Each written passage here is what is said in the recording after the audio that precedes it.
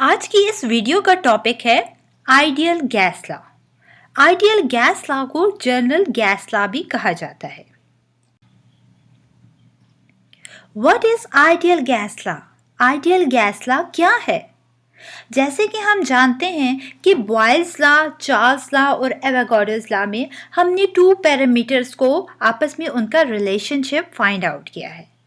Boyle's law में हमने volume और प्रेशर के दरमियान रिलेशनशिप को फाइंड आउट किया है।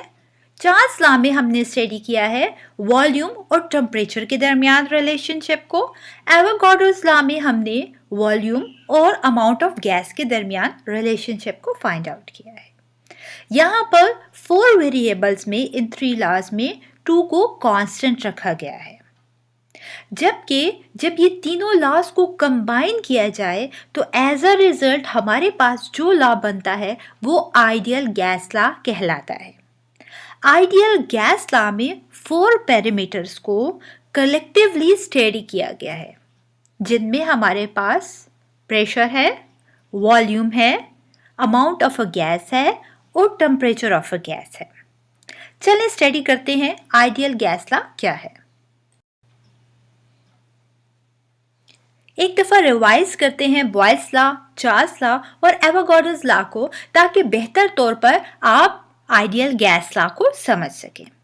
बॉयल्स लॉ में हमने ये स्टडी किया कि जब कभी हमारे पास टेम्परेचर कांस्टेंट होगा तो वॉल्यूम जो होगा गैस का वो इनवर्सली प्रोपोर्शनल होगा उसके टेम्परेचर के। आप देख सकते हैं जैसे कि फर्स्ट डायग्राम में हमारे पास हम जैसे ही गैस पर प्रेशर इंक्रीज करते हैं तो वॉल्यूम गैस का डिक्रीज हो रहा है। ये जो है ये क्या शो कर रहा है? ये शो कर रहा है कि जो इनके दरमियान रिलेशनशिप है वो इनवर्सली प्रोपोर्शनल है। मींस जब प्रेशर इंक्रीज हो रहा है तो वॉल्यूम डिक्रीज हो रहा है। सेकेंड डायग्राम में आप देख सकते हैं कि यहाँ पर प्रेशर डिक्रीज हो रहा है। डाउनवर्ड एरो शो कर रहा है कि प्रेशर डिक्रीज हो रहा है गैस पे।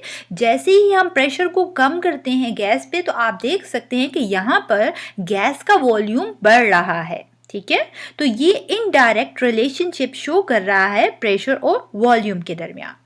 चार्ल्स लॉ हमें कहता है कि जब कभी हमारे पास प्रेशर कांस्टेंट होता है तो वॉल्यूम किसी भी गैस का वो डायरेक्टली प्रोपोर्शनल होता है उसके टेम्परेचर के। ठीक है, जैसे कि आप फर्स्ट डायग्राम में देख सकते हैं कि यहाँ पर हमारे पास टेम्परेचर कम है। ठीक है, तो जैसे ही टेम्परेचर कम करेंगे तो हमारे पास गैस का वॉल्यूम भी कम हो जाएगा।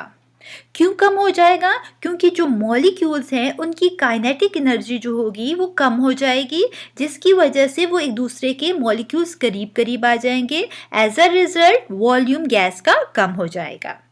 सेकेंड डायग्राम में हम देखते हैं कि टेम्परेचर अब हमने बढ़ा दिया।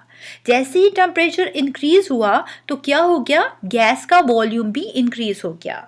गैस के वॉल्यूम की इंक्रीज होने की रीज़न क्या है? क्योंकि टेम्परेचर की इंक्रीज के साथ मॉलिक्यूल्स जो होते हैं गैस की उनकी काइनेटिक एनर्जी इंक्रीज हो जाती है। As a result volume gas का इंक्रीज हो जाता है।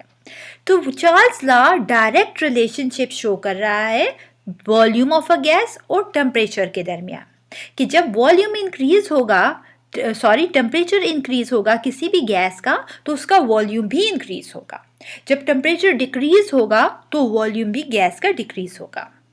एवोगाड्रोस लॉ के मुताबिक कि जब कभी हमारे पास टेम्परेचर और प्रेशर कांस्टेंट होता है तो हमारे पास वॉल्यूम गैस का डायरेक्टली प्रोपोर्शनल होता है अमाउंट ऑफ अ गैस के। मीन्स जब हमने फर्स्ट डायग्राम में देखे कि अमाउंट ऑफ गैस जो थी कम थी हमारे पास, ठीक है, तो क्या हुआ? एज अ रिजल्ट वॉल्यूम भी कम हो गया। सेकेंड डायग्राम में हमारे पास अमाउंट ऑफ गैस ज़्यादा है, ठीक है, n का नंबर ज़्यादा है, तो क्या हुआ? एज अ रिजल्ट वॉल्यूम भी ज़्यादा हो जाएगा गैस का। तो Avogadro's law direct relationship show कर रहा है अमाउंट ऑफ गैस और वॉल्यूम के दरमियान। याद रखें डायरेक्ट रिलेशनशिप में अगर एक वेरिएबल इंक्रीज होता है तो दूसरा भी इंक्रीज होता है। ठीक है, अब इन 3 लॉज को समझने के बाद हम बेहतर तौर पर आइडियल गैस लॉ को समझ सकते हैं। चलिए जानते हैं आइडियल गैस लॉ क्या कहता है। आइडियल गैस लॉ के मुताबिक Volume of a gas is directly proportional to absolute temperature and the number of moles and inversely proportional to its pressure. आप देख सकते हैं यहाँ पर कि V is directly proportional to N T over P. यहाँ V वॉल्यूम है gas का, N नंबर ऑफ मोल्स है गैस के, T टेम्परेचर और P प्रेशर को डिनोट कर रहा है. आप इसको इक्वेशन को देखते हुए ये बेहतर तौर पर समझ सकते हैं कि जो वॉल्यूम होता है गैस का वो डायरेक्टली प्रोपोर्शनल होता है नंबर ऑफ मोल्स के और टेम्परेचर के, और इनवर्सली प्रोपोर्शनल होते हैं प्रेशर के. ठीक है, ये इक्वेशन डिराइव की गई है 3 लॉज से, जिनमें बॉयल्स लॉ, चार्ल्स लॉ और एवोगाड्रोस लॉ शामिल है. ठीक है, इन तीनों को कंबाइन करने से हमारे पास ये आइडियल गैस इक्वेशन आई है. अब हम जानते हैं कि जब कभी प्रोपोर्शनैलिटी का साइन होता है तो इसकी जगह हम कांस्टेंट लगाते हैं. यहाँ प्रोपोर्शनैलिटी की साइन की जगह हमने कांस्टेंट लगाया है R. ठीक है, तो आप देख सकते हैं कि आइडियल गैस इक्वेशन अब हमारे पास बन गई है PV is equal to nRT. यहाँ ये R जो है ये कांस्टेंट है जिसको यूनिवर्सल गैस कांस्टेंट कहा जाता है, और ये इक्वेशन आइडियल गैस इक्वेशन या जनरल गैस इक्वेशन कहलाती है. चलिए जानते हैं कि किस तरीके से हम इन 3 लॉज के जरिए आइडियल गैस इक्वेशन को डिराइव कर सकते हैं. हम जानते हैं कि बॉयल्स लॉ के मुताबिक वॉल्यूम इनवर्सली प्रोपोर्शनल होता है प्रेशर के. चार्ल्स लॉ कहता है कि वॉल्यूम डायरेक्टली प्रोपोर्शनल होता है टेम्परेचर के. एवोगाड्रोस लॉ के मुताबिक वॉल्यूम डायरेक्टली प्रोपोर्शनल होता है अमाउंट ऑफ गैस के. कंबाइन कर लेंगे हम इन तीनों लॉज को, एज अ रिजल्ट जो इक्वेशन हमारे पास आएगी वो है V is directly proportional to NT over P. यहाँ से प्रोपोर्शनैलिटी के साइन को जब हटाते हैं तो हम कांस्टेंट लगाएंगे R. ठीक है, तो यहाँ पर ये इक्वेशन हमारे पास अब हो जाएगी V is equal to R NT over P. इस इक्वेशन को जब रीअरेंज करते हैं तो हमारे पास जो इक्वेशन आएगी वो होगी PV is equal to nRT, जो कि आइडियल गैस इक्वेशन है, और वो हमने ये इक्वेशन डिराइव की है ये बॉयल्स लॉ, चार्ल्स लॉ और एवोगाड्रोस लॉ से. Ideal gas equation in terms of number of moles. हम आइडियल गैस इक्वेशन के जरिए नंबर ऑफ मोल्स को कैसे फाइंड आउट कर सकते हैं. जैसे कि हम जानते हैं कि आइडियल गैस इक्वेशन हमारे पास जो है वो है PV is equal to nRT. यहाँ P प्रेशर है गैस का, V वॉल्यूम है गैस का, N amount of a gas है, T टेम्परेचर है और R यूनिवर्सल गैस कांस्टेंट है.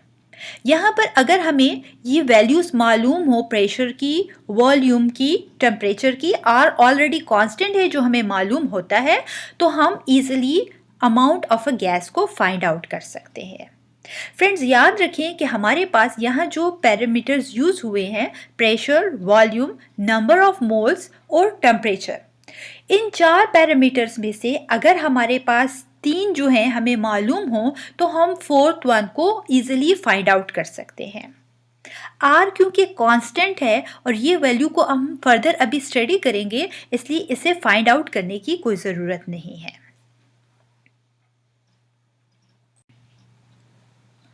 आइडियल गैस इक्वेशन को अगर हमारे पास 2 स्टेट्स ऑफ गैसेस की कंडीशन होगी, जैसे बिफोर और आफ्टर हम स्टडी करते हैं, तो तब हम आइडियल गैस इक्वेशन को कैसे यूज़ करते हैं. जैसे कि हम जानते हैं कि आइडियल गैस इक्वेशन हमारे पास है PV is equal to nRT. Suppose करते हैं कि हमारे पास यहाँ जो number of moles means N की वैल्यू इक्वल है 1 के, तो ये इक्वेशन किस तरीके से हम लिखेंगे.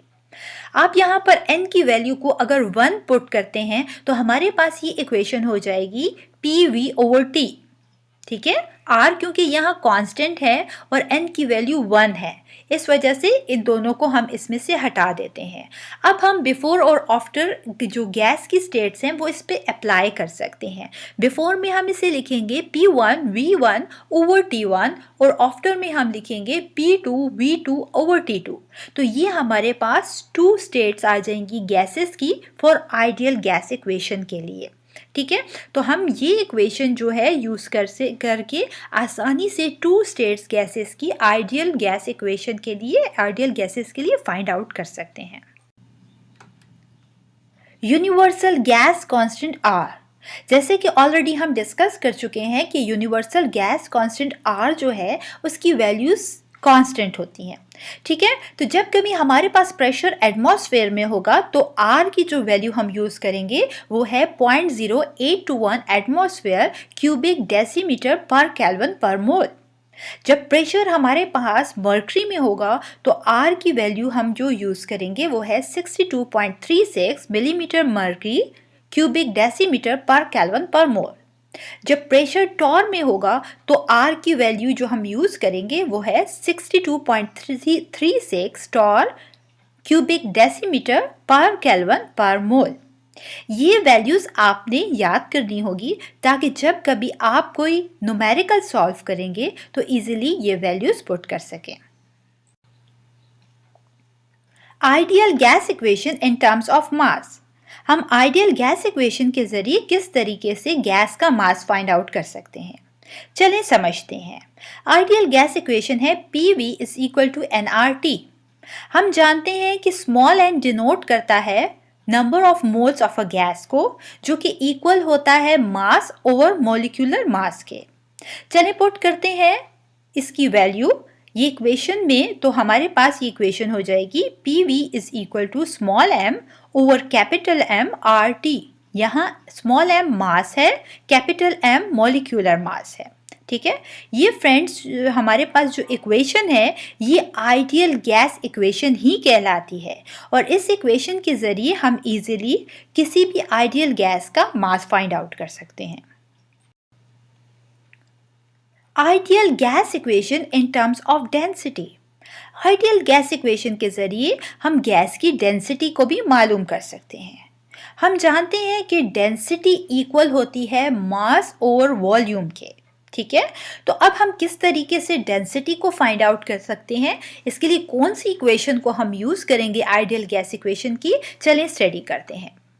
हम ऑलरेडी ये स्टडी कर चुके हैं कि हम किस तरीके से मास को फाइंड आउट कर सकते हैं किसी भी गैस का। उसी इक्वेशन को हम यूज़ करते हुए इसको फर्दर हम कंटिन्यू करेंगे।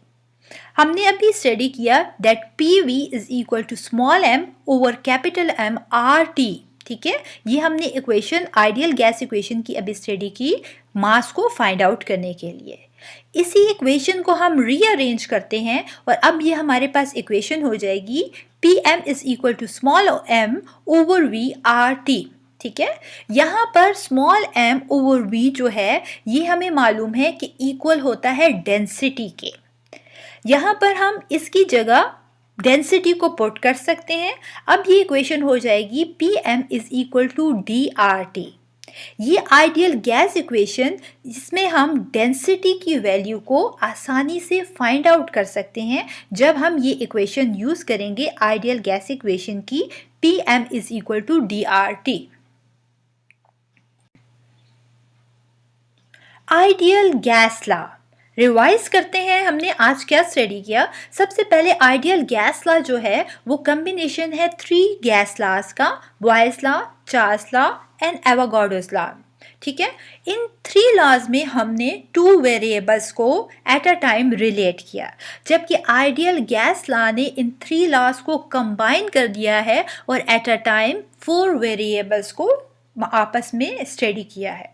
ठीक है, आइडियल गैस लॉ के मुताबिक कि हमारे पास वॉल्यूम गैस का डायरेक्टली प्रोपोर्शनल होता है एब्सोल्यूट टेम्परेचर के एंड नंबर ऑफ मोल्स के, और इन्वर्सली प्रोपोर्शनल होता है प्रेशर के। इसको हमने मैथमेटिकली लिखा PV is equal to nRT। यहाँ P प्रेशर है, V वॉल्यूम है, N अमाउंट ऑफ गैस है, T टेम्परेचर है और R यूनिवर्सल गैस कांस्टेंट है। आइडियल गैस इक्वेशन के ज़रिए हमने फाइंड आउट किया number of moles of a gas, इसके अलावा डेंसिटी को भी हमने मालूम किया और मास ऑफ अ गैस को भी मालूम किया। याद रखें कि अगर आइडियल गैस इक्वेशन आपके पास होगी तो आपको 3 वेरिएबल्स मालूम होंगे, तो 4th वन आप इजीली फाइंड आउट कर सकते हैं by using ideal gas equation. उम्मीद करती हूँ कि ये वीडियो आपको पसंद आई होगी। अगर ये वीडियो आपको पसंद आई हो तो प्लीज़ इसे लाइक ज़रूर कीजिएगा और सब्सक्राइब कीजिएगा मेरे चैनल डिजिटल केमिस्ट्री को। Thank you very much friends for watching my video.